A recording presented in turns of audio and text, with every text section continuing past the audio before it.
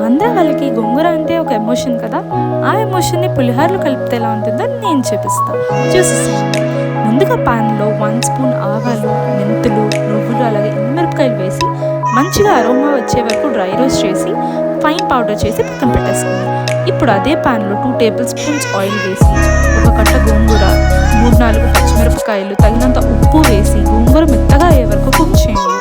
తర్వాత చింతపండు గుజ్జు వేసి ఇంకో 2-3 మినిట్స్ కుక్ చేసి స్మూత్గా పేస్ట్ లాగా చేసి పక్కన పెట్టేసుకోండి. ఇప్పుడు ముందుగా వండుకున్న రైస్ని చల్లారబెట్టుకోండి.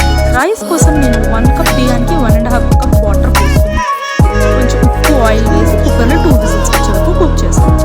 అన్నం చల్లారిన తర్వాత మనం రోస్ట్ చేసి పెట్టుకున్న పొడి వేసి బాగా కలుపుకోవాలి.